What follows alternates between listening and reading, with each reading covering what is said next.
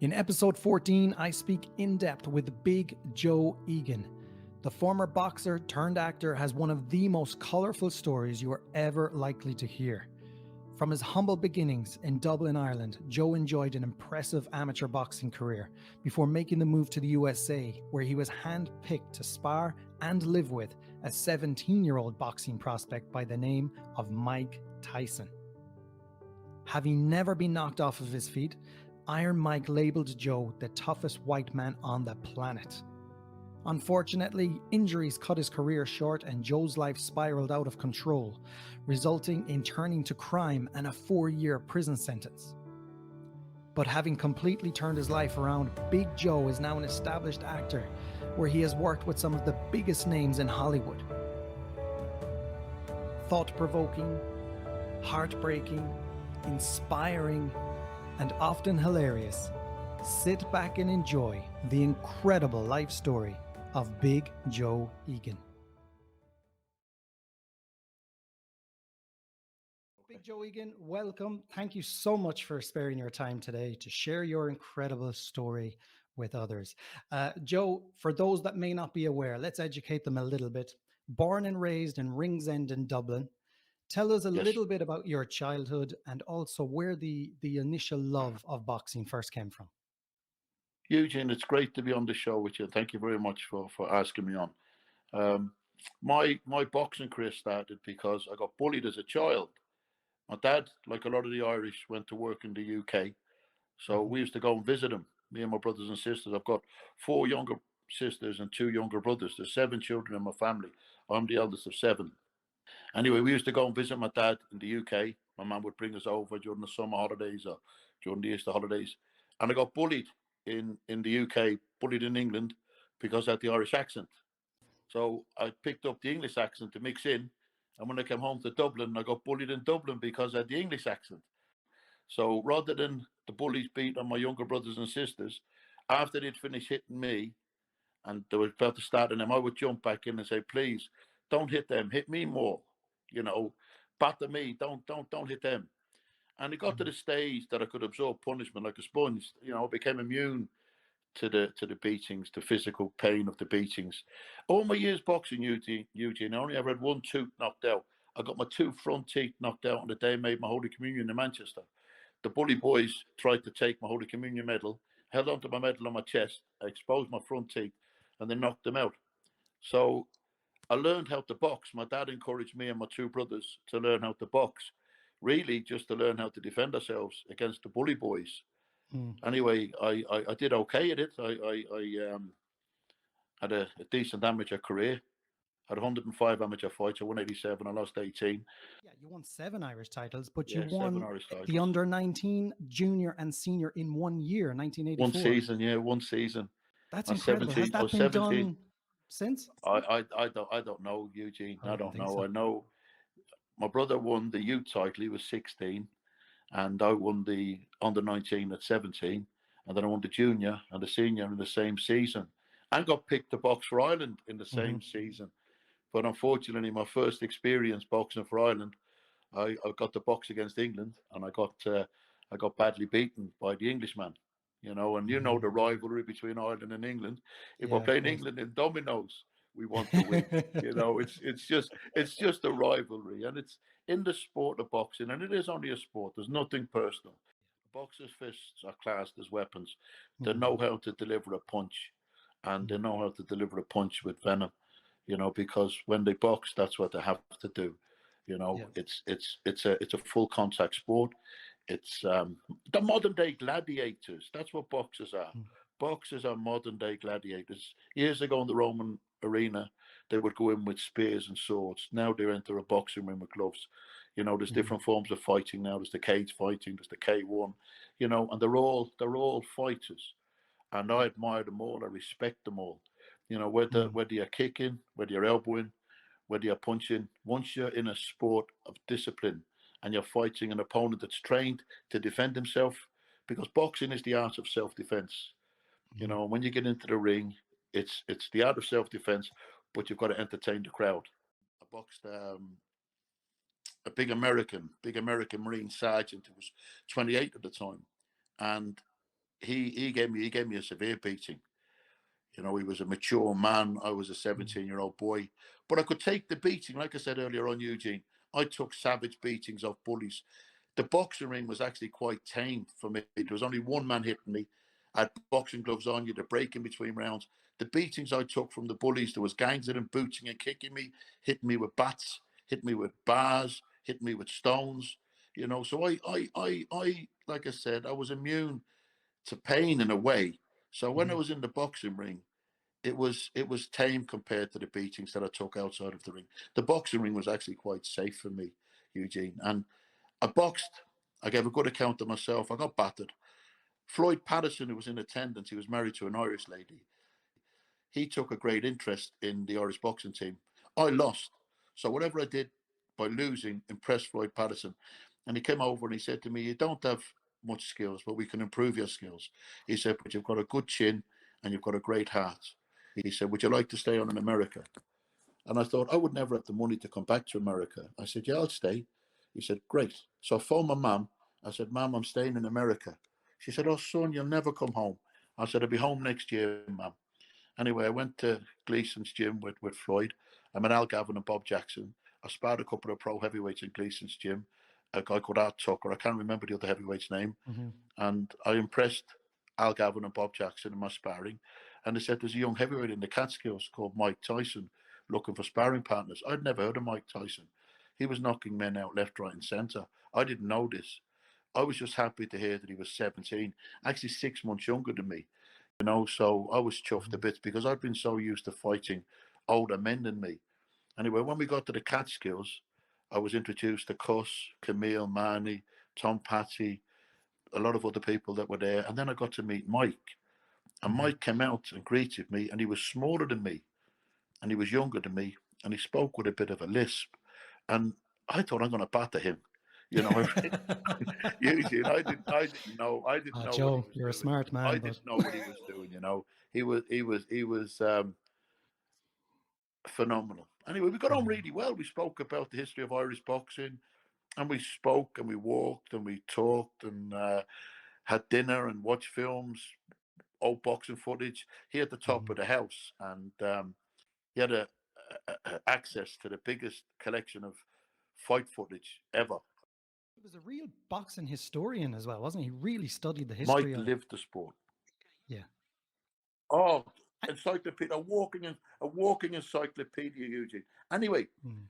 the next morning we ran together, came back, lay down for a couple of hours, got up, got ourselves ready to go to the gym to spar. We're going out in the minibus. Suddenly, all these big, powerful men appeared. So I thought they're going to be boxing with each other, and us two boys are going to be boxing with each other. But these guys were walking like they were going to the gallows. But they knew what was coming. Stupid Paddy here didn't know what was coming. You know, I didn't know what he was doing to men. He was a wrecking Mm. machine. And I look around, and Mike was in the ring, pacing the ring. Now, the only way you can describe it is like the lion in the cage in the zoo. He was pacing up and down, and he had his shirt off, and his physique was incredible, Eugene. Mm. There's no way a 17-year-old boy should look like this. His biceps, his traps, his chest, his neck. He was just an incredible specimen of a man at 17. Mhm. Anyway, Cuss pointed to one of the big, powerful men to get into the ring to spar. He was knocked spark out. And I tell people, I ruined a good pair of underpants at that moment in time. I shit myself. I thought, oh my God, there's no way this 17-year-old boy should have this power. Anyway, Mm. a couple more got in. They were knocked out. I was number four. I got in. I got battered for 3 minutes. But I lasted longer than the three previous sparring Mhm. partners. Anyway, got out. A couple more got in. I was back in again. I did 6 minutes with him that day. Got battered for 6 minutes. But the madness in me, because I believe to fight, you've got to have a little bit of madness in you. You Mhm. know, you play football, you play golf, you play basketball, you play tennis. You don't play boxing. It's not a game. It's a sport, but it's not a game. You don't play it. It's a contact sport, and it can be quite painful and it can be quite cruel. Anyway, the madness in me, I thought one of these days I'm going to get the better of you, Mike. I never did. I stayed on with him for 2 years. Very proud to say he never put me down in them 2 years. He made me cry. He made me cry so many times, hurt me so many times. But I stayed on my feet with him. And boxing Hmm. can be a lot of psychological warfare. You know, sometimes fighters can be beat before the first bell rings. But psychologically, I believed if I could take Mike Tyson's punishment, I could take anybody's punishment. We sparred this particular day. There was four white sparring pandas, which was unusual. Normally there'd be some black guys, but this day there was four white sparring pandas. Eugene, he knocked three of them out. I got battered. I was number four. I got battered, but never got put down. At the end of the spar, Mike Tyson said, "Joe Egan is the toughest white man on the planet." Far, far from it. I was the toughest white man in the gym that day. But what a compliment from a man like Mike Tyson. But as I said, Absolutely. psychologically, if I could take his punishment, I could take anybody's punishment. I got the opportunity. I boxed in the New York Golden Gloves, and I got the opportunity to box on the New York team against the Canadian All Stars. Now, the New York star was a man called Frankie Lyles, who went on to Hmm. win the World Super Middleweight title. And the star of the Canadian team was a man called Lennox Lewis, who went on to win the World Heavyweight title. So there'd nobody to box Lennox. So I said I'd box him.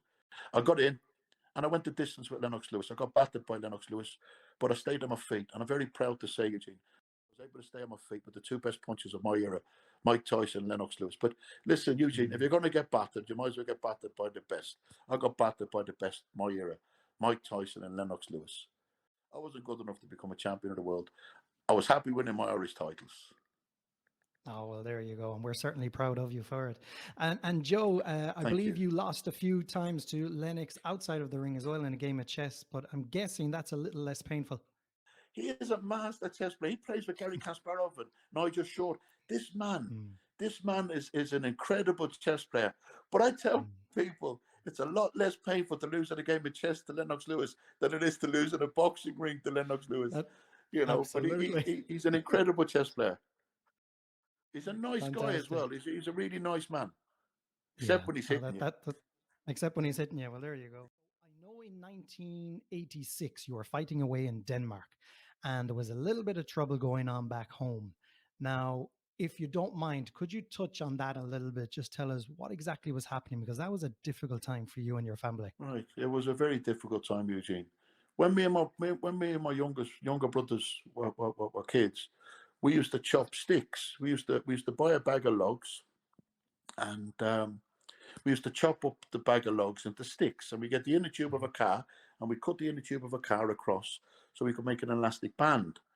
And we used to put the bundles of sticks inside the elastic band, and we mhm, used to sell the bundles of sticks for 25 pence. So we used to make £7.50 out of a £1.50 bag of logs. Now I was 13, 14 years of age. My next brother was a year and 2 months younger than me, Emmett, and then Connolly was a few years younger again. And we had three young boys making a few pound out of our back garden of our council house. mhm. So somebody reported that we were running a business from the council house. Wow. Three young boys chopping sticks in a garden. Anyway, the council, they put the rent up to maximum rent because they said we were running a business from the back garden, and they backdated it years. And at the time, in the early 80s, they said we owed them £6,000 in arrears, Wow. which was a lot of money. It was young boys Crazy. chopping sticks, Eugene. That's And all you we know what? were. I'm sure this was something your father was very proud of you. You're showing that work Yeah, ethic and it was everything. just Yeah, young boys, of you course. Yeah. know. Anyway, at the time, it was wrong what they were doing to us. They've been proven to be wrong all these years on. Mm, But the council tried to evict the family from the house through the courts. So my dad, who was backwards and forwards to the UK working, he fought them in the courts because it was wrong what they were doing to us. Do you understand? And it was wrong. Anyway, I was away boxing in Denmark. I was boxing on the Irish team in Denmark, and I fought Brian Nielsen, who went on to fight Mike Tyson twice. mhm. And I'm ringing home to let my family know how I got on in the fight, but I couldn't get an answer at my home. So I rang my nana, my mum's mummy, and I rang her, and she started crying over the phone. She said, "Your mum's okay. Your mum's okay." I said, "Well, what do you mean my mum's okay?" She said, "Your mum's tried to kill herself." Fuck. Wow. Anyway, Sorry, Joe, to be putting you through this no, again. I'll tell it, Eugene, because Mm, it was wrong what was done to us. Do you understand? It was wrong. mhm. But my mum, my dad, my dad, the bailiffs came to evict my family from our home. I'm boxing on the Irish team in Denmark. I'm an Irish champion, and they're trying to evict us from years previous for young boys making a few pounds chopping sticks. Anyway, my dad fought the bailiffs out for 4 days. Friends of the family stood with my dad and fought. Ireland has a history of evictions, a Hmm. horrible history of evictions, right? And for a family, I'm not saying we were anything special as a family, but we were a good family, Eugene. Anyway, um, I didn't know what was going on. I'm over in Denmark fighting in Esbjerg in Copenhagen. I fought Nielsen twice. So my dad had fought the bailiffs out for 4 days, and the bailiffs couldn't get them out of the house because the men and the women that stood with my dad were staunch. Anyway, the Garda came in, the police. You can't beat the police. They represent the government. So my dad, with the men and the women that were in the house, surrendered. Front page news of the chief of the Hmm. guards shaking hands with my dad. The Garda didn't want to do this. Anyway, when I got picked up in Dublin Airport, when I came home and I landed in Dublin Airport, all the boxing team and officials knew what had happened, and the team bus dropped me at the Take your time, TD Joe. at the time. The TD at the time, a man called Sean Moore. He fought for my family. For the Americans or the English that are listening to this, a TD is a member of the Irish Parliament. It's like an English MP. He represented my family fighting in against the council for what was being done to my family because it was wrong. That man called Sean Moore. Well, I was dropped at the bottom of my road and I had my sports bag on my shoulder and my suitcase. And I ran that road up to the cul-de-sac where we lived.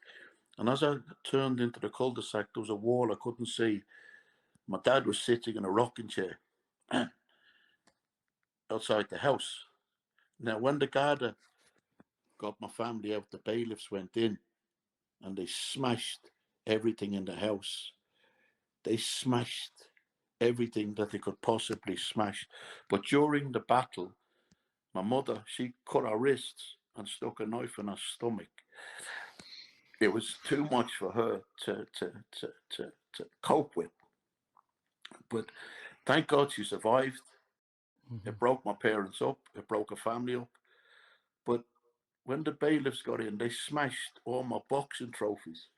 People ask me, "Where's all? I have beautiful boxing trophies, some boxing trophies 2 foot high, Hmm. and they smashed all my boxing trophies because people ask me, "Where's all your trophies?" I got the medals. They couldn't smash my medals, but my dad was sitting in the rocking chair, and what was left of our belongings outside in the street. But that road that I ran, has since been named after the TD that fought for my family. It's now Hmm. Sean Moore Road. Nice. And my family have been proven right all these years on. The same nasty officials that did what they did to my family have been proven wrong. You can't turn back the hands of time, but my Hmm. dad had done nothing wrong. We were young boys chopping sticks, Eugene, It's crazy, you know, Joe, when but you think about it. but listen, it still goes on today, Eugene. There's Mm. still evictions today. And it's a sad state of affairs when families are put out onto the street. We live in a civilized society. We live in a wealthy world. There's a lot of poverty out there, but there shouldn't be poverty when you look at Hmm. the wealth that is there. Yeah. There shouldn't be hunger when you look at the waste of food that's there. Hmm. You know, the people that are in power, the people that are in power could change so many lives for the better if we were to share, and help one another. There's too much corruption in the world and Hmm. too much greed in the world. And there shouldn't be. Because at the end of the day, we're all God's children. Whether you call him Allah, whether you call him Buddha, whether you call him God, there is only one God. There's thousands of denominations, And I believe that we're all God's children, and I think we should help each other, not fight each other, because Hmm. it's a hard enough life to make ends meet without people putting obstacles in your way. They should be helping you. And I believe that, and I try to conduct myself as best as I can. I try to carry myself as best as I can, not just as an ambassador for my family, but as an ambassador for Ireland. I'm still proud of my Irish heritage. I'm still proud of being Irish champion, even Hmm. though it was done to my family. It was wrong what was done to my family. It shouldn't have been done. I was away in Denmark. My brothers and sisters, they had to endure it more than I did. And my Hmm. youngest brother Connolly, the youngest boy, he he he tried to hold my mum's hand when she stuck the knife in. I said, Joe, it sounds like this all stemmed from jealousy. I mean, somebody reported you over a ridiculous reason. Did you ever find out who that was? It no, sounds just like pure jealousy. Never. Maybe it's no, better you I don't know. never, Mm, because I know, I know in my heart of hearts, them people that did what they did, they were rotten hell. To mm, understand? And the people that caused that to happen, they were rotten hell as well. To mm, understand? Because when you do a bad turn like that, you don't get luck from it. You don't get good things happen to you from it. Good things mm, have happened to me and my brothers and sisters from that. My brothers and sisters have a sister became a chartered accountant, of another sister out in America. Her husband's just retired from the New York police. I got my mhm, brother's got his business. He's a milk round. My other brother's a boss of a company, and my other sister's in Germany. She's married to a farrier. We've all done okay for ourselves. You understand? It mhm. didn't. It didn't. Um, it was hard and it was horrible for my family to endure. But the people that did what they did to us, they would have had no luck in their lives. Yeah, I You know, believe that I too. know. I believe in that. I believe in karma. Yeah, To me understand? too. Me too, Joe. Absolutely. Do you think was this the inspiration behind going professional, or was that always your intention to turn professional? No, I didn't want to go professional, Eugene. I was happy being an amateur. 3 rounds was long enough for me to be getting hit. Mm, When you're getting hit by hard punches, and the punches all hurt. Anybody that tells you the punches doesn't hurt is a liar. You know, we wore 10-ounce gloves when we were boxing, and we wore 16-ounce gloves when we were sparring. Now, me, I would have been happy getting in with men boxing with pillows on their hands, because all the punches hurt. And I thought 3 rounds more than enough. When you go professional, you're boxing 6, 8, 10, 12 rounds. It's a long time to be getting hit. mm, And I didn't want to go professional. But in the 84 Olympics, the Irish boxing officials, they said I was too young for the 84 Olympics. I was Irish champion. At the 88 Olympics, they didn't pick me for whatever reason. I believe because I've been training with the professionals in America. okay. Unfair They didn't advantage. they frowned upon that you were training with professionals. Now these amateurs are all getting wages. They've got lottery funding and they're training with the pros. But in the 1988 Olympics, because I'd been training with pros in America, it was sort of frowned upon. Now I'd beaten Bruce Seldon, who went on to win the world heavyweight title. He was the American champion. I was in good form. I beat the Polish heavyweight number 4 in the world, Gregor Skurzec. Mm, I'd beaten some good fighters. Now I'm not saying I would have got an Olympic medal. You need to look at a draw, you know. And I do believe there's a big part of the luck of the draw. Look at the English fighter Amir Khan, who I'm a big fan of. Amir boxed in the Olympics, and he was drawn one end of the draw. He won his way to the final, and he was beaten by Kinderland, the Cuban, in the mhm. final. Now, if Kinderland had been in the draw early on in Amir's draw, he would have lost to Kinderland. He was not beating Kinderland any day of the Yeah. week. The Irish fighter, Phil Sutcliffe. Phil Sutcliffe drew in the first round of his Olympics. He drew the Italian Maurizio Stecca, who went Mhm. on to win the Olympic gold after beating Phil Sutcliffe. Now, Maurizio and his brother Loris Stecca, they went on, two brothers winning Olympic gold medals. Phil Sutcliffe was just unfortunate that he was in the draw with the eventual gold medal winner. So there is a Yeah. big part of the luck of the draw. You know, Yeah, it's like it's a very a good tournament. point. You know, and I do believe if I'd have got the luck of the draw and maybe drawn some lesser fighters than the best, I might Mm, have gone into the medal stages. You don't know. I won a bronze medal in the Acropolis Games in 1987, which is a pre-Olympic tournament. I lost to the eventual gold medalist. You know, so that was a bronze medal in a world ranking tournament. hmm. Who knows at the 88 Olympics, I might have been fortunate with a good draw, but they never gave me the opportunity, and I went professional. I didn't have any spectacular career. I only had 4 professional fights. I was involved in a bad car crash. Yeah, I enjoyed um, after the fight, after the pro fight, getting money because it was a lot nicer than getting a trophy. You know, for the same pain that you've been put through. And I Hmm. encourage fighters now to go professional because I say, you know, with thousands of pounds, yeah, with thousands of pounds, you can buy a lot of trophies. So after There you after I go. got my first paycheck, after my first professional fight, I sort of thought, this isn't too bad to tell you the truth. You know, I got a nice chunk of money, and it was it was uh, it was a lot nicer than getting handed a trophy. Okay, so Joe, after your second professional fight, it was a bruising encounter. You did win it, of course, and you Yeah, certainly did entertain the crowd as you always wanted to do. After the fight, I know it was in Belfast, I believe, and you traveled back with your family to Dublin in a yeah, minibus. yeah. But disaster followed, Joe. Talk to us a little bit about what happened that night. Well, after the fight, I got 64 stitches. I won the fight. It was a bloodbath of a fight. I fought Carlton Headley, went on to be the Gladiator Raider. And it was on Dave Boy McCauley's world title bill.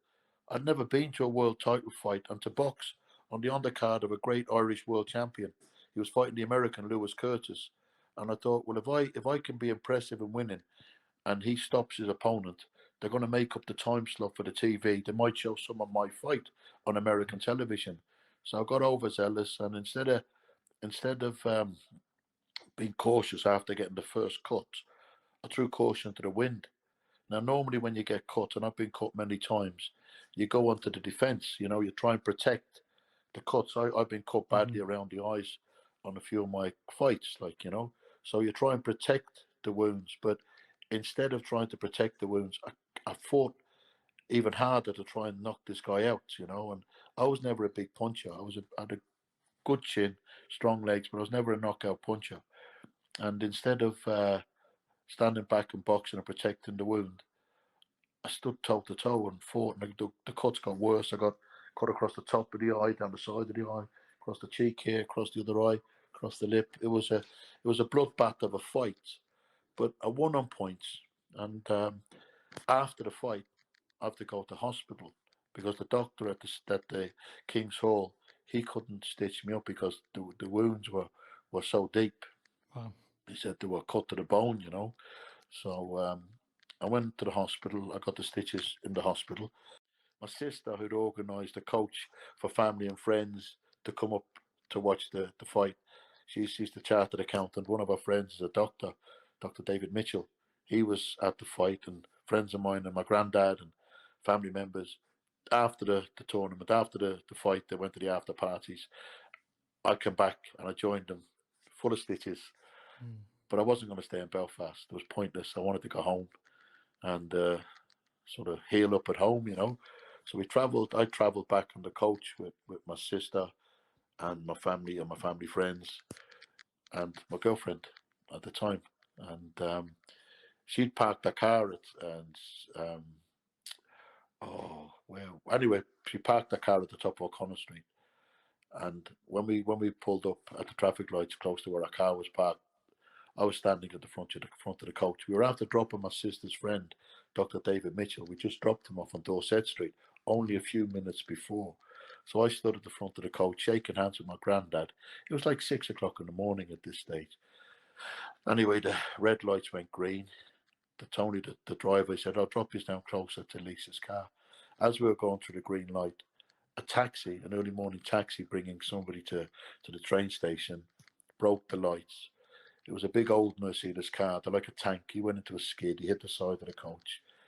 And I grabbed hold of Lisa. My granddad, he fell, he hurt himself, and a couple of other people were injured on the coach. But as I grabbed her around the throat otherwise he'd have been thrown against the windscreen of the coach. Hmm. I sort of fell. I dislocated my shoulder, caught my jaw, hit my jaw. Didn't break my jaw, but badly damaged my jaw. Twisted my knee. Had to have an operation done to my knee. So we ended up in hospital at 8 o'clock in the morning in Dublin. I'm full of 64 stitches in my face after a boxing match. I've now got Rough a night. dislocated shoulder, badly swollen jaw, and a twisted knee. Dr. Mitchell, he came on duty into the hospital at 8 o'clock Ah, in the okay. morning. We were after leaving him only a couple of hours before on Dorset Street. We joked with him afterwards.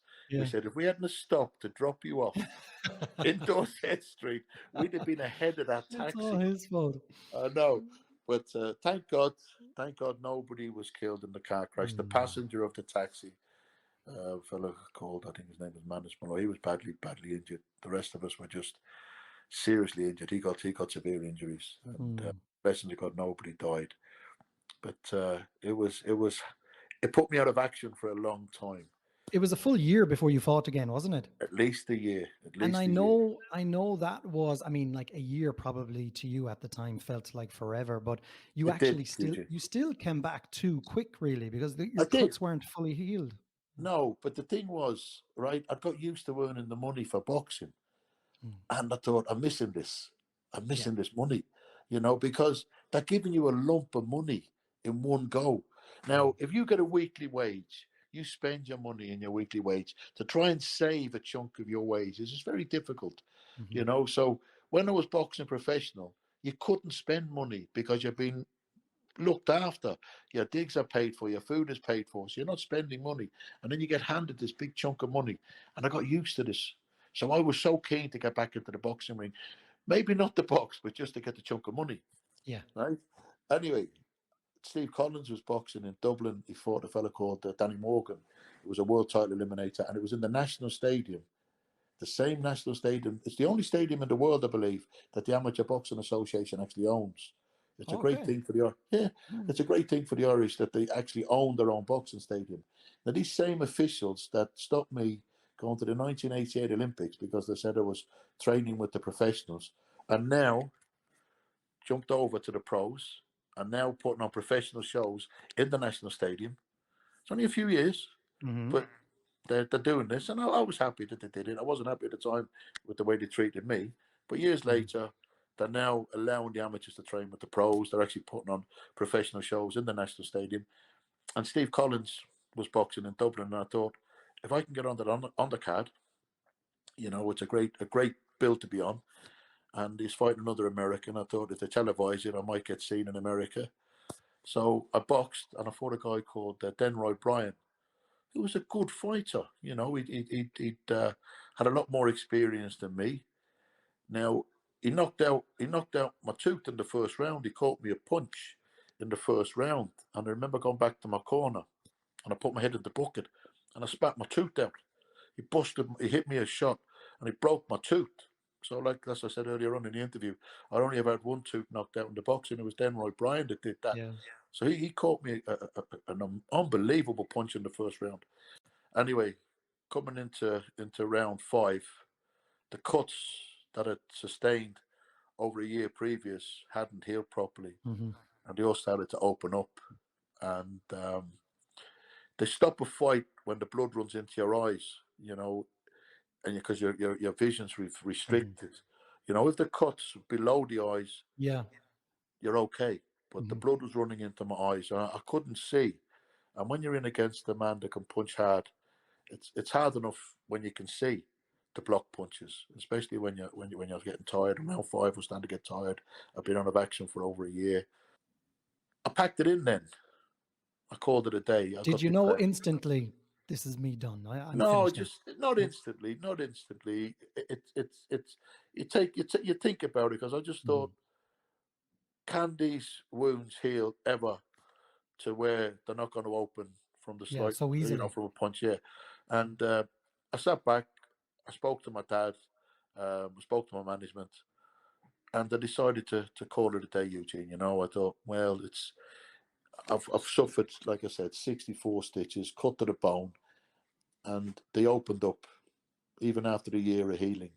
Mm. They opened up, and I thought they're never going to heal properly. So I just decided to call it a day. Obviously, you had accepted your boxing career was over at that Over, yeah, point, yeah. and that was surely a very, very difficult time for you. I know Very you did. difficult time. I You went into a hit a bit bit of a of a depression. yeah, a bit of a downward spiral. You didn't Yeah, really maybe know what direction your life was going. that's right.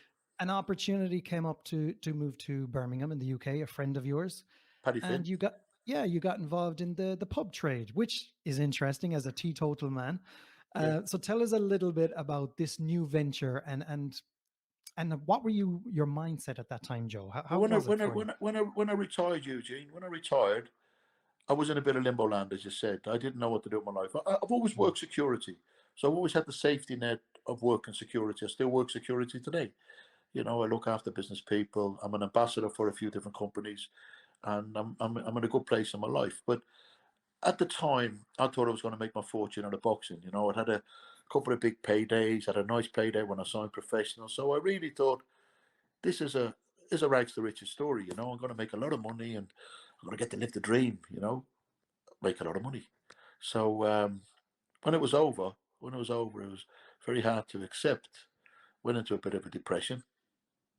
And Paddy Finn, the ex-Irish heavyweight boxing champion, his father, Boxer Finn, John Boxer Finn, had been one of the founder members of the Dunno boxing gym that I boxed as an amateur.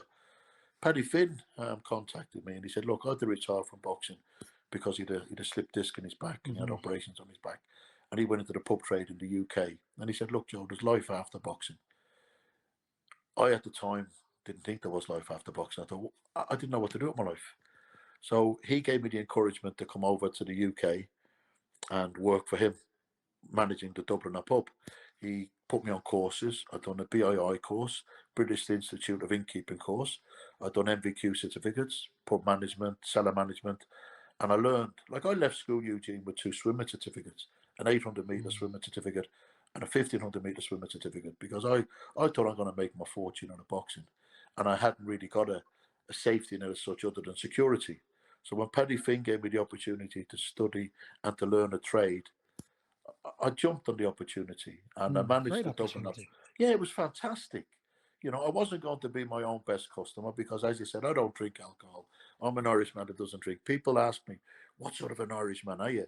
My dad says I'm a failure as an Irishman because it's expected of us to drink. Well, Joe, But there's two of us in it because I'm the same. I'm the Well, there exact you same. go. We're a There rare you go. breed of Irishmen that doesn't drink alcohol. But anyway, he's given me this opportunity, and I managed his pub for 2 years. Then the opportunity came up to take over a pub in Erdington. It's a Mm, suburb of Birmingham on the Lyndhurst mm, estate. The pub was called the Lyndhurst. It was a very rough estate, but there was nice people on the estate, Eugene. And the pub was a nice big pub with a function room, a mhm. bar and a lounge, and an ample car park. And they people used to say to me that the Lyndhurst estate made Beirut look like Beverly Hills. It was a very, very rough place. But Mm, I'd work security. I was confident and in my capabilities of running a secure, safe pub. Now the pub at the time was doing £1,000 a week. We took it over in September '97, and we took that pub to £16,000 a week without food.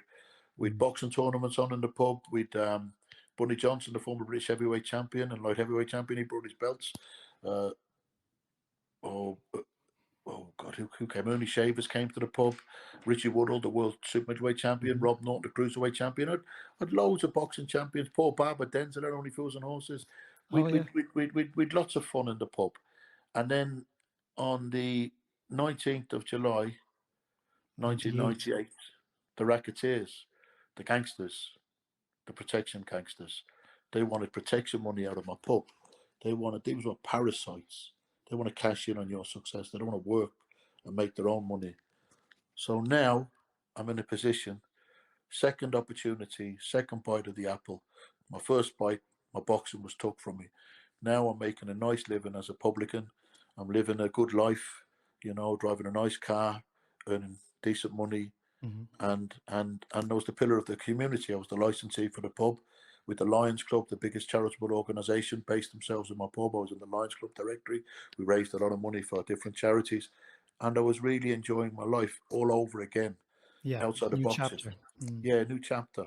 So on the 19th of July 1998, when these racketeers, a particular scumbag group that had butchered a lot of people in Birmingham over the years, tried to, well, they did demand money, not tried to demand money. They demanded £500 a week protection money. Otherwise, they're going to burn down my pub and do a lot of damage. So I'm not a vigilante. The police were aware of what was going on. My sergeant at the time, a man called Andy Gilbert, who was a good policeman, a decent man, a good, kind man. He was aware of what was going on. He's high-ranking officer now in the police. My business partner, Tommy, he's ex-French Foreign Legion. He wanted to take it to them, and I said, no, Tommy. I said, listen, let the police deal with it.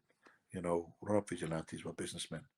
And it was the following week, the 26th of July, 1998, the same gang that had been demanding the money attacked my pub. 37 of them, armed with a handgun, a shotgun, hatchets and machetes. And there was a communion on in my function room Sunday afternoon. Big communion on. As far as I was concerned, the police were going to stop what was happening this particular day. But the police failed me that day. You know, we got a phone call half an hour before the attack to say that these gangs were gathering and they were going to attack my pub. I phoned my friend Andy Gilbert. I said, Andy, these gangs are going to attack my pub. He said, Joe, I'm on my way to you. As he was on his way to me, he got a radio call and he was sent to a Mickey Mouse alarm call on the Bromford. Half an hour later, there's 37 men on my car park armed with a handgun, a shotgun, hatchets and machetes. And there was a pitched battle for 25 minutes.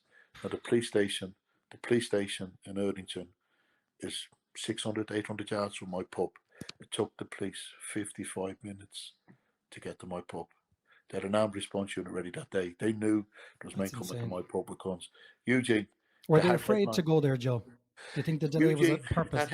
that headlines in the newspapers that the battle at the Lyndhurst made Braveheart look like a Walt Disney film. Now, I'm not going to slate the police. We live in a society where we have to have policemen and we have to have policewomen. Look at the way society is at the moment. My sister was married to a police officer in New York. My grandfather, my dad's daddy, was a sergeant in the Irish police. I was in the Irish FCA, the part-time army. I was in the military police. And a lot of guys, I was in the FCA who went on to join the Irish Garda. I used to train in the Garda Depot. I have the respect for the police. The police have to be there. But I was let down by the police on the 26th of July, 1998. Blessing to God, I wasn't murdered. I got shot twice. There was a lot of people badly wounded. It was a horrible, horrible day. It was a day that gave me nightmares for a long time afterwards. You know, I spoke to Cass Pennant, who we'll talk about at a later stage in this interview, and he'd been shot, and he said it took him 10 years to get over being shot. Now, for 10 years, he endured nightmares. I endured nightmares, you know, because it was horrible what happened. But that particular day, I was very fortunate that there was men and women in my pub that stood with me and fought and put their lives on the line for no financial gain, just for friendship, that frequented my pub and had bravery. I can't put into words the bravery of these people. One particular man, a man called Steve Dalton, he actually ran at the gun. He took 2 gunshot wounds. He ran at the gun. I hit behind the wall. The only reason I got hit was because a man called Tim O'Regan, when Dalton was hit twice and fell to the ground with 2 gunshot wounds in him, the handgun that jammed after 3 shots was thrown onto the floor. Tim O'Regan stepped out with his hands up. He said, I can stop this. I stepped out from behind the wall to pull Tim O'Regan into cover. And then the man that was doing the shooting was handed a shotgun. And I've looked into a lot of men's eyes when I was boxing. I've looked into a lot of men's eyes when I was on the doors. I've never looked into so much evil in a set of eyes in my life as this man that was holding the shotgun. I'm not going to name him. I'm not going to glorify him. He is scum, right? And he shot Tim O'Regan. He blew the hip out of an old Irishman from Limerick who'd fought in one of the wars for the British Army. He was shot and he had his hip blown out of him in the foyer of the Lyndhurst pub on the 26th of July 1998. Some of the shotgun pellets hit around my body when he emptied the 2 shotgun cartridges from the shotgun. It was a horrible, horrible experience, a painful experience, a frightening experience. And blessings to God, as I said, nobody died that day. I got into a bit of trouble, Eugene. You know, the woman I was with at the time, You were struggling financially at that time, weren't you? very, very severely struggling financially because the money that I'd saved, I had to use in legal fees because I got charged with attempted murder, even though all I done was defend myself. So I'm defending an attempted murder charge. I'm also fighting a legal battle in Ireland, trying to save my house because Lisa Murphy, the girl I was seeing at the time, she cleared off with Michael Flatley, the Irish river dancer. He was earning £1 million a week, so I could see the attraction. You know, I'm a sinking ship as far as she's concerned, and she's jumped ship with him, and I'm fighting for my house in Ireland. The brewery, who said I wasn't a fit and proper person to run their pub, never in trouble in my life up until that stage. You know, they said I wasn't a fit and proper person to run that pub. They're trying to evict me from the pub, so I'm fighting a legal battle with them, which I won. But they've got an in-house legal team. They've come at me again for another reason. So it would have been just ongoing. And I was running out of money. I'd sold everything that I had. I sold my car. I sold my watch that my mum and dad got me for my 18th birthday. The ring they got me for my 21st. I sold everything that I had. Then I sold my soul to the devil because I got into crime. Because what was being done to me was a crime, Eugene. You know, to go from never being in trouble to being charged with attempted murder when all I'd done was defend myself, the brewery trying to evict me, Lisa trying to take my house. So, And just to point out to people as well, I mean, that murder charge that was thrown out in court straight away, thrown out wasn't in it? court. Headlines in the newspaper, justice prevails. The Yeah. sergeant that I phoned, he came as witness for me, and it was proven that all I'd done was defend myself. You know, it was wrong what was being done to me. I was being used as a scapegoat for the police's negligence on the day, and I'm an ambassador for the police boxing. You know, I believe the police have to be there. Yeah, we don't like seeing them in our rearview mirror, you know, but they've got to be there. Look at the way society is with them there, Eugene. Imagine what society would be like if the police weren't there. We would have anarchy. Do you understand? And Yeah. I believe that the police have to be there. You know, and people that slate the police, we don't need the police. See, when the shit hits the fan, and the shit hits the fan for plenty of people, what's the first thing to say? Phone the police. It's the It's true. same as the people that criticize God. I pray all the time. I believe in the power of prayer. The same people that slate God and criticize God. See, when the shit is the fan, what's the first Yeah. thing to say? God help Pray. me. Yeah. Right? God help me. Right? So phone the police, God help me. You know, it's a used term. But anyway, So I made a you did turn to a little bit of crime, Joe. I mean, I it was, did. to be I'm honest not with you. Eugene. I'm ashamed of myself. Do you Yeah. understand? Because I tell people this story, and what was being done to me was a crime. It's still no excuse. It's still no excuse, Eugene. I'm not trying to make an excuse. I shouldn't have done it. I should have done something else instead of a crime. And I'm ashamed that I did it. I got captured. I got sent to prison. I originally got 2.5 years for the crime. I allowed them to park stolen cars on my car park of my pub. But I was so low. I was so Yeah. low, Eugene. I had knots in my stomach. I had an abscess burst in my bowel. Stress was killing me. You know, I mean, stress I kills just want one. to point out as well, Joe. I mean, look, you broke the law. You know, you Yeah, did your time and you did your punishment. But you know, it wasn't. You know, you're going from being charged with attempted murder. So yeah. just to clarify to people, you know, what you were guilty of was not so much what you did, but so much what you didn't do. You turned a blind eye to I stolen turned a cars blind eye to being allowing parked on them your property. to park stolen cars on my car park. But at the Yeah. time, Eugene, I was so low. They Hmm. could have parked tanks on my car park. I didn't Yeah. care. I needed money to pay legal fees, you know, to pay Lisa to come out of my house. I had to pay the legal fees against the brewery. I had to pay the legal fees against the police. There's still no excuse. I'm not trying Mm. to make excuses. No, It's no. just at the time I was so low. And then the guy gave me an opportunity. He was going to pay me to park stolen cars on my car park. And I said, work Hmm. away. And only time in my whole life, in every boy's eyes, his dad's the toughest man on the planet, right? And in my eyes, my daddy's the toughest man on the planet. He's 84. We've still got him. You know, he's suffered a little bit of dementia now. You know my dad, Eugene. I You do. know, Yeah. and Such a he's a character. tough. He's a tough character. Yeah, Mike Tyson loves him. He's a tough character. You know. Anyway, he's up in the gallery. The only time I'd ever seen him crying in my whole life was the day his daddy died. And me and my two brothers, we couldn't understand what was going on. We came home from school. My mother was up and down pacing the hallway. She said, "Get up to bed, get up to bed." It was only 4:30 in the day.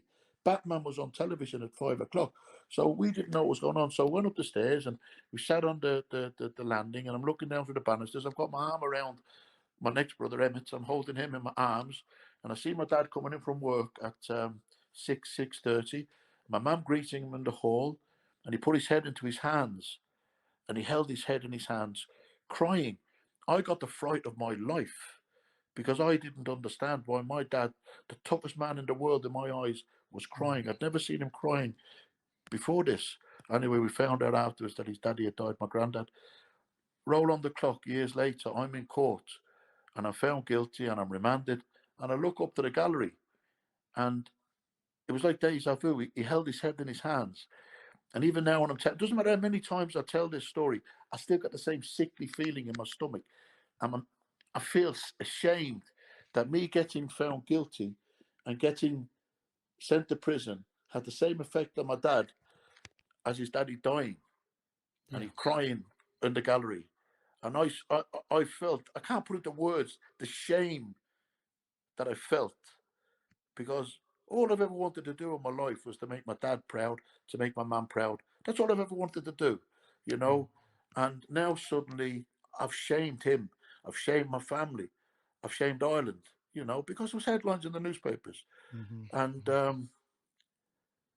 I got sentenced to 2.5 years. When I was in prison, they tried to increase it to 7, they increased it to 4. But while I was in prison, Eugene, I saved a man's life in prison.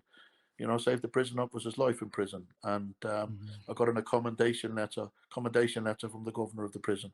You know, so I met people in prison. I tried to help people while I was in there. I'm not saying it made me a better man when I came out of prison, but it did make me realize, you know, how wrong I was. What I did was wrong. But look at that, Joe. Even in the most negative of situations, you created a positive there. You saved a man's life. Saved a man's You life know, in prison. give him a second chance. Yeah. Anyway, when I came out of prison, I was Joe the convict, and I didn't like being Joe the convict. And I made a comeback into boxing, Eugene. That's all I knew how to do was 12 fight. years out, wasn't it? 12 12 years years out out. of the ring. 12 years out. Yeah, 12 years out, Eugene. So how easy or difficult of a decision was that to make? Very, very difficult. Very, And very was it difficult. purely financial reasons, or Money. had you a That's all. It burning was money. desire? Just money. Just money. That's all it was, Okay. Eugene. Was money. I was broke, Okay. and I didn't want to. I didn't want to go cap in hand to anybody. I could have gone to Mike Tyson and asked Mike Tyson for money. I've never gone cap in hand to anybody, you know. And even when I was like having the financial difficulty in the pub, I didn't go cap in hand. I shouldn't have done what I'd done. But when I came out of prison, I didn't go cap in hand. I made a comeback into boxing to earn money, pride. So I contacted Mike Tyson. I wasn't good enough to spar with him anymore. I said, look, if I can make a comeback, Mike. He said, you need anything, bro, brother Joe? I said, no, Mike. I said, I'm going to earn my own money. I said, if I can get a fight in Ireland and maybe have something left in the tank. If I boxed in England, the English people said, oh, you look great. In Ireland, they tell you the truth. If you look rubbish, I'm going to get told I look What are rubbish. you at? Right? Get out I of there. know, yeah. What are you doing, you complete clown, you know? So I spoke to Mike. I said, I'm going to have a fight in Ireland. If I look good and I feel good, I'm going to carry on and see how I go, right? So I spoke to Mike. Anyway, I boxed on John O'Brien's bill. Dean Smith, the promoter, he put me on the undercard of John O'Brien's bill in Dublin. I boxed in the Burlington Hotel. I boxed in the Burlington Hotel as an amateur. Now I'm boxing in the Burlington Hotel as a professional.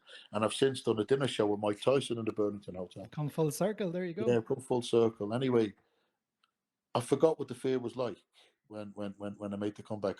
That walk to the boxing ring, it's a horrible, gut-wrenching fear the fighters go through, you know, before you actually get into the ring and throw that first punch.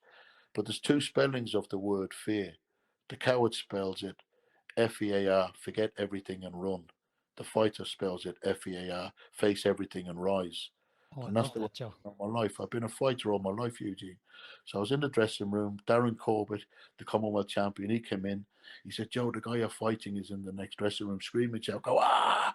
Put the fear of God into him, you know. But I was so nervous. 12 years out of the ring.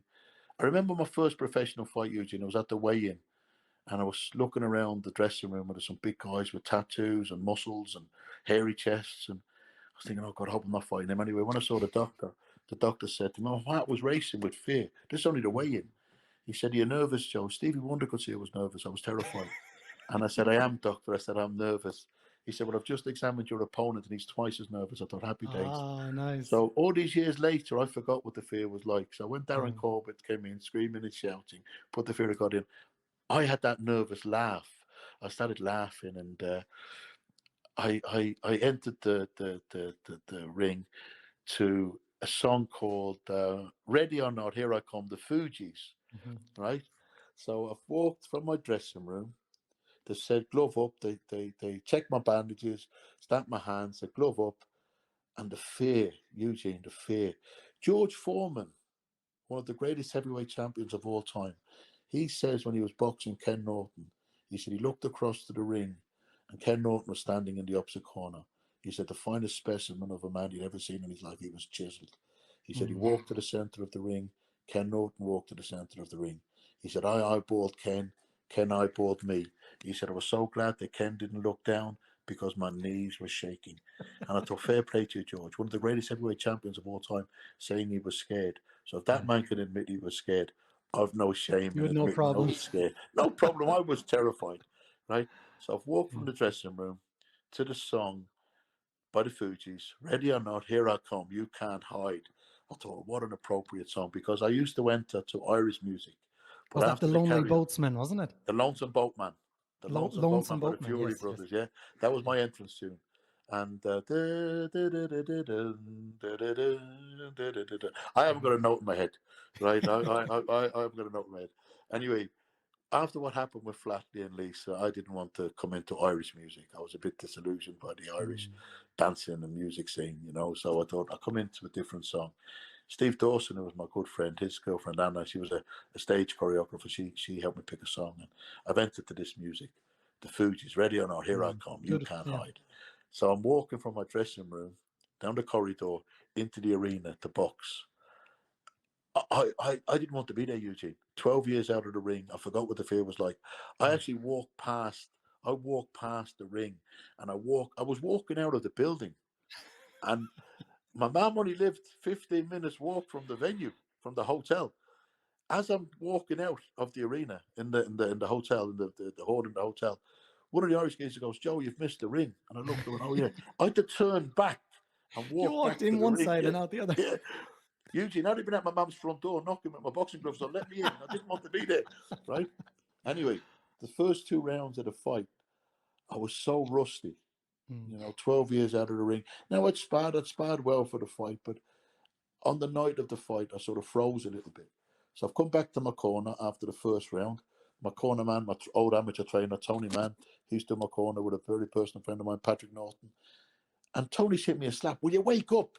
Like I wasn't being hit enough. The Mm. guy was fighting Mark Williams. He was coming off a couple of good wins, and he was hitting me with punches at his will, because I was so rusty.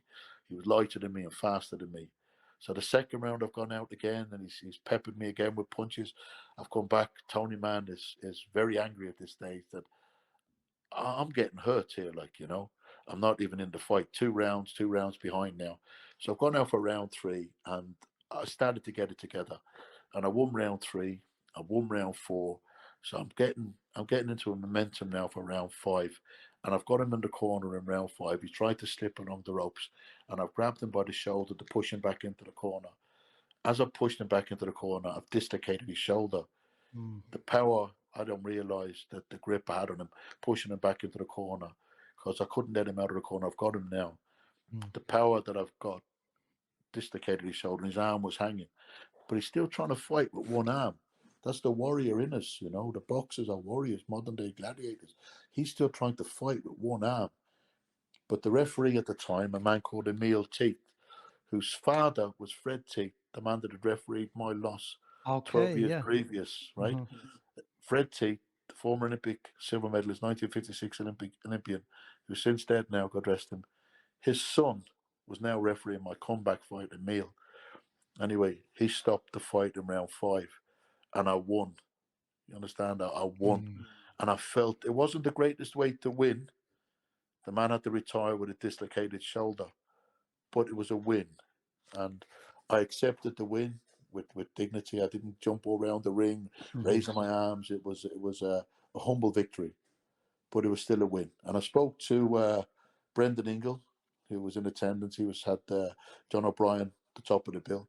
And I said, how did I look, Brendan? He said, you looked okay, Joe, a little bit rusty, but you looked okay. There's still a bit left in the tank. I think it was 38 years of age, going on 39. He said, there's still a bit left in the tank, right? So I thought, okay, that was good encouragement. Tony Mann said after round 3 and 4, he said, you looked okay. And people were saying, you looked all right. So I thought, I'm going to give it one more go, right? I'll have another go. So I was getting ready. I was getting ready for another fight. And I was training with a man called Steve Dawson, who I'd sparred with many, many times. That was his girlfriend who picked the music for me to fight to. Anyway, we were going sparring this particular day. And his little boy, Tristan, we're going out the door, what up, Jim Bags? And he said, where are you going, Big Joe? I said, I'm going sparring with your daddy today. And he said, who's the toughest, you or me, daddy? So I said, your daddy's the toughest man on the planet, Tristan. Anyway, we've gone to the gym to spar like we've done many, many times over the years. And he threw a punch. It wasn't even a good punch. I had my headgear on with big gloves, and I ducked into the punch, and it caught me on the bone of my eye. And I felt the blood running down my cheek, right? And I knew then, Eugene, it was over. At that moment. At that moment, when that punch landed, and it wasn't even a great punch, but it caught me on the bone. It ripped open a cut. There was a previous injury, a previous old wound. It ripped it open, and the blood running down my cheek. I just knew in my heart it's over. I'd made a comeback, had a win. I finished my career on a win, and I was glad that I'd finished my career on a win. So now I was back being Joe the boxer again. I wasn't Joe the convict again. Brilliant. And I got invited to do an after dinner speaking event in London at the Hilton Hotel in London with Joe Frazier, one of the greatest heavyweight champions of all time. I'd sparred Mike Tyson for the fight with his son Marvis. So now I'm sharing the top table with Joe Frazier, Marvis Frazier, other great champions. And Cass Pennant was in attendance, who was a book publisher, Pennant Publications. He had a book written about himself called Cass. I knew who he was because my nephew Tom's a West Ham fan, and Cass is the legendary West Ham fan. Anyway, half joking, half holding earnest when I was introduced to him, I just said, you might write a book about me. And he started laughing. And he said, well, let me hear what you've got to say tonight. So I asked the compere, Charlie Hale, to give me as much time as he possibly could. He said, Joe, there's a stage full of world champions. He said, the most I can give you is 5 minutes. I said, please give me 10. He gave me about 8 minutes, but I tell you what, I put my life story into 8 minutes. So I wanted Cass to take an interest in me, Eugene, and I directed everything at Cass. Anyway, after the show, I went over to speak to Cass, and I said, well, Cass, what do you think? He said, you were speaking that fast. He said, I couldn't really take it all in. He said, well, come to my office tomorrow, Tottenham Court Road in London. He said, and we'll have a chat. So I went to his office the next day, and he said, look, he said, if you can get Mike Tyson involved in this book, he said, I think that you're worthy of a book. So I phoned Mike in his office. Mike was in Brazil at the time. And I put him on to Cass. He told Cass, he said, anything I could do for my brother Joe, it's done. So Mike did the forward for the book alongside his stepbrother Tom Patty. Ronald Graham, he wrote the book. Ronald wrote the scripts to Lock, Stock and Barrel and Snatch. Matthew Vaughan, the movie director, is married to Claudia Schiffer as Ronald's godson. And Mike Tyson came to the UK and he launched the book in Canary Wharf. It brought Canary Wharf to a standstill. Thousands and thousands and thousands of people in attendance. Several world champions in attendance. I know everybody was there, Eugene, for Mike Tyson. Mike Tyson was there for me. And it was probably, other than winning my Irish titles, one of the best days of my life. Yes. Can I just tell you from my point of view at that time, because your book launch was in 2005. Yes. And I just remember having followed your amateur career and everything like this. Yes. And then, you know, as you said, you were in the media for the wrong reasons as well. Yes. I remember when the book was launched. Tell me if I'm wrong, because I didn't know you personally at the time. But from the outside looking in, it looked to me like you finally had closure on your boxing career. Yes. And there was this new, happy, appreciative, and grateful man. It was like a completely newborn person. Yes. This was the writing of the book a therapeutic experience in many ways. It was very, very, very emotional, Eugene, because it was therapeutic, but it was emotional. It was, my life has been a roller coaster, Eugene. I've had a lot of ups and downs in my life. you know. But I think you've got to experience the lows to appreciate the highs. And if you look when a person is in hospital and they've got the heart monitor, and when it goes flat, that person's dead. But you look at the heart up and down, peaks and troughs, and that shows that you're living. You know, you're alive. Your heart's beating, peaks and troughs. And that's what life is all about. Ups and That's a downs. We great all way of looking experience at it. them. But we all experience them, you know. And Mm, I've mm, experienced a lot of lows, but I've also experienced a lot of highs.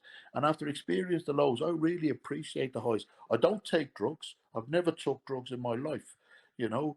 And I feel sorry for people that do have to take drugs. Sometimes they take them for different reasons, you know, and they become addicted to mhm, drugs. Alcohol is a drug, you know. People get addicted to alcohol the same as they get addicted to class A drugs. But I've never drank and I've never took class A drugs. I've never took drugs. But mhm, I've tried my best to be the best that I can possibly be. I've had a lot of obstacles put in my way in my life. But when I did the book with Ranald and we spent months and months and months in Hastings talking about my life, I shed a lot of tears. You know, I cry an awful lot, Eugene. Right? I'm not ashamed to say I cry. I'm going to tell you, when Mike Tyson came to visit my mum in Dublin this particular day, we were speaking, and he said, "How's your mother, Joe?"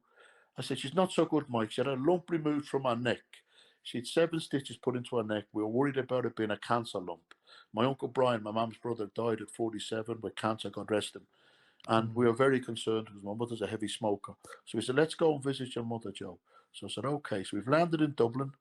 We're picked up in Dublin Airport. We were brought to my auntie's house, my auntie Linda, on the same housing estate that my family had been evicted from a number of years before, Eugene. Now I'm driving onto this housing estate with one of the greatest heavyweight champions of all time, going to visit my auntie Linda, who lived on the housing estate. I drove through the town that I'm from, Rings End. I walked through the town that I'm from with Mike as well. But I'm driving through the town. I'm driving up onto that housing estate. I drove along Sean Moore Road, the mhm, TD we spoke about earlier on. And I drove onto that housing estate with Mike Tyson. And we went into my auntie's house. And my mum, who was very fragile at the time, she couldn't look after herself. She'd been released from hospital because of the MRSA book. She mhm, had the bandages on her neck, which she had the lump removed from her neck. So now they're meeting for the first time. Anyway, they got talking about birthdays. Mike's birthday's the 30th of June. My mum's birthday is the 12th of July. Both of the same birth sign, which is Cancer. Anyway, Mike said, Mrs. Egan, he said, I remember on my 18th birthday, 22 years previous, because I was with Mike when we were 17, he said, you sent over a shoebox with some potato chips. It would have been Irish potato crisps. He mhm. said, some money in an envelope. It would have been very little money, Eugene, and some sweatshirts, some probably second-hand sweatshirts. Yeah. And my mother looked at Mike Tyson and she said, you remember that, Mike? He says, Mrs. Egan, he said, very few people have given me anything in my life. Yes, I remember that. This man could have been a billionaire athlete. Mm. 22 years previous, remembering a couple of packets of crisps, a couple of pounds in an envelope, and a couple of second-hand sweatshirts. That's a Now, lovely story. at that stage, my mother started crying, and he's embracing my mother. I broke down crying. Now, Mike looked at me, excuse the language, I don't curse, but this is what Mike Tyson said, Joe, motherfucker, you're always crying. He made me cry so many times. Scott Welch said he got a lump in his throat. He had to leave the room. This is a man Mm, that fought for the world heavyweight title, former British and Commonwealth heavyweight champion. He fought Henry Akinwande on the Tyson Holyfield undercard. He won 12 rounds for the world heavyweight title. He got choked up and he had to leave the room. And like I said, even with what Mike has achieved in life, I don't envy what he's had to endure in his life. mm, I had hard times, but Mike Tyson had a lot harder than what I had. Growing up, running wild in Brownsville as 10 years of age, trying to fend for himself. You know, I didn't have to endure something like that. Mike Tyson mhm. did. And even with what he's achieved, I don't envy his life. And then you have the transition into movies. Now, you do, I know firsthand that you have this incredible on screen presence. But tell me, Thank you. how did that come about? Because you have worked with some of the biggest names in the business: Russell Crowe, Robert Downey Jr., Jude Law, Guy Ritchie, playing a character on Sherlock Holmes called Big Joe. I got to So tell tell you us a about. little bit Uh, about this Cass experience. Pennant, Cass Pennant, who published my book, really took a shine to me, Eugene. And he had a movie made about his life called Cass. And he gave me a part in the film playing the landlord of the Britannia pub. When I was on the film set, I met an actor called Tamer Hassan. And he said to me, Joe, you've got a great presence on screen. Do you not fancy an acting career? And half joking, I said, Tamer, I've acted my way through a boxing career. Yeah, give it a go. So he introduced me to his agent. His agent sent me for the audition for the first Sherlock Holmes film to play a character called McMurdo. I was to fight Robert Downey Jr. So when I done the casting, they said, look into the casting camera, give an intimidating stare, say this line. They went, wow, you've got an amazing intimidating stare. I said, I've had to look into the eyes of Mike Tyson and Lennox Lewis, trying to intimidate them. Anyway, I got the part. I went down to the read-through in Claridge's. My nameplate, Joe Egan, next to Jude Law, Robert Downey Jr., Rachel McAdams, who went on to get the Academy Award for Southpaw, Eddie Marson sitting opposite Joel Silver, the CEO of Warner Brothers, Guy Ritchie, all the hierarchy of the Warner Brothers. And Guy said, Joe, I've been trying to get you in one of my films for a long time. I said, you're joking. And Robert Downey Jr. leaned in. This is Iron Man. He goes, Joe, you come with a fearsome reputation. I couldn't believe that these people even knew me. But they knew me through Mike Tyson. And I travelled down in the minibus to do the practice fight. And Guy said to me, how are things going, Joe? I said, things are okay, Guy. I'm making ends meet. He said, has your agent told you how much you get for the fight scene? I said, Guy, I never even asked. I'm just honoured to be in your film. When he told me, Eugene, it was more than I got on any of my pro fights. I was deadly serious. I said, Guy, for that money, I said, Robert Downey Jr. can really hit me. You can kick me as well if you want to. And he took it for the laugh and he said, Joe, I don't want you to be beaten up. I said, Guy, I've been beaten up for a lot less. I do a few weeks in hospital for that money. And I didn't have to get beat up in the film. I got into the prison scene that wasn't in the script, and I got called Big Joe by an Academy Award winning actor, Robert Downey Jr., in a Warner Brothers movie directed by Guy Ritchie. And it's made my mum so proud. I've been immortalised on screen. Big Joe. My mother, who never wanted me to box, no mother wants to see her son being beaten up. She sees me beaten up in the films, killed all the time in the films, but she loves it because she knows it's not real. And I've made my mum proud. My boxing made my dad proud.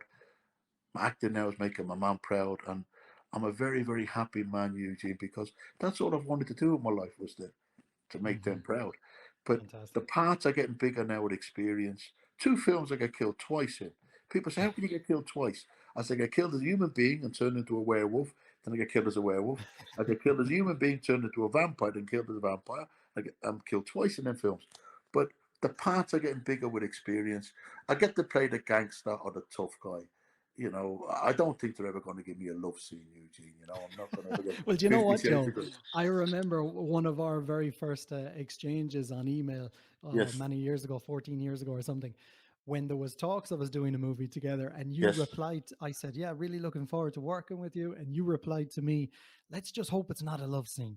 And I was like, yes. please. No. That would be my luck. A male bloody love scene. But anyway, when I got to meet you, Eugene, that was at the Tyson gig in Old Trafford, and then we got chatting. We just had an instant bond there, friendship. There you Both go. being massive boxing fans, and both being in love with the acting. Yeah. You at the time you were doing a movie called Ghostwood with Patrick Bergen. Oh, long time ago. Yeah, that's I right. remember. Yeah. And I remember you coming over for the show in Birmingham, and you brought some of the production people over for the Ricky Hatton Correct. show. And I Correct. remember you Correct. telling me about your boxer dog. Yes, that's right. Yeah. Yes, Wow, yeah. you remember everything. Yeah, Okay. of And you know course, what? yeah. Do you know And what, Joe? I remember as well, and I have to thank you for this. The first time that I met Tyson that night, and you introduced me to him, yeah, and he said to me, he says, any friend of Joe's is a friend of mine. that's right, that's right. So, I felt as tall as you that evening walking out Do you the know door. something, Eugene? He has always made me so proud. He's Mm, always made me so proud, with the way he speaks about me, the way he embraces my family, the way he mm, embraces my friends. He has always made me so proud. And I'm very proud to say he's my friend. mhm, He's a man that's had to endure so much in life, mhm. so much in the boxing world, the way he's been abused and treated like a piece of meat. But I love him dearly. And just to be able I do boast about him being my friend. Yes, I do boast about it. Absolutely. Why wouldn't you? People say to me, Joe, you've milked this. I said, I've earned the right to milk this. I've earned the right, and I will The hard continue way. to milk it. I will continue to milk it, Yeah. until my last breath. I will talk about the beatings that Mike Tyson gave me, and I stayed on my feet and I took them, you know. Well, there you go. I mean, look, I wanted to hear about that today. So people want to hear this story. And I have a little message actually from Tyson. And I'm sure of course, you've spoken to him since. But the last time that I met him was in Vegas a couple of years ago. And I knew he was doing a signing in a nearby sports store. So I went. And again, I didn't expect him to remember me or anything like this. But I told him who I was. I told him I'm a friend of Joe Egan's. And his face lit up as soon as I said your name. Now, we spoke for a few moments, took a few photographs, but when I was leaving, he said, "You tell Joe," I said, "What's up?" And as I was leaving, I looked back and he kind of had his hand on his head like this and he was shaking his head. Said, "Oh man, Joe Egan, good times, good times." That's all he was doing, but it was a nice He little moment. he signed the shorts. I've got the shorts that he boxed in 3 times. He boxed The green once. ones. No, they were my Irish shorts. I Yeah, swapped yeah, them because you then. swapped He for one boxed. He fight, didn't you? boxed 2 times as a pro in my Irish international shorts, but I swapped him for his American international shorts that he boxed once as an amateur. He boxed Hank and Brock for America against Sweden. Then he boxed twice as a professional in them. So I swapped in my Irish white and green shorts, and he boxed in my Irish white and green shorts. But I've got his American shorts. Years Oh, wow. later, we're in Birmingham. And I said, Mike, I said, will you sign? He said, you still got them? I said, of course I've still got them. I'll Of treasure them course. for life. And he signed them. They were good times. Oh, fantastic. There I've you got go. them. There you go. There you go. I've got them. So That's now, so you good. know my story is true. The exact Yeah, same yeah. He words. wrote on my Good times. shorts. They were good times. We did Oh, have some that's lovely. great times, me and him. We Yeah. had a lot of fun together. And we're still laughing together all these years Yeah. on. I've been in Ireland with him, Limerick, Sligo, Dublin. I've been all over Europe with him, been all over America with him. And I've had some great times. And there recently, he did an interview, another podcast with a man called Michael Francis, who I did a podcast with, the ex-Colombo crime boss, mafia crime Hmm. boss, who's now making a big name for himself on Netflix, a lovely man. And Hmm. I did an interview with Michael. After my interview, Mike Tyson did the interview. And Michael Francis said to him, I had the pleasure of interviewing Joe Egan a couple of weeks ago, and Mike put his head in his hands like you There just you did go. there. There you He go. put Yeah. his head in his hand. He goes, "Oh man, I love Joe Egan. I love Joe Egan."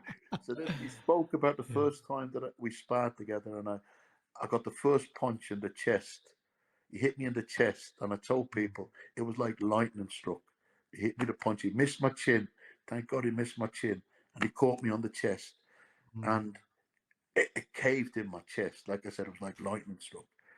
Anyway, when Michael Francis said to Mike, Joe described the punch hitting him in the chest, and it was like lightning struck. He said, "You never told me that."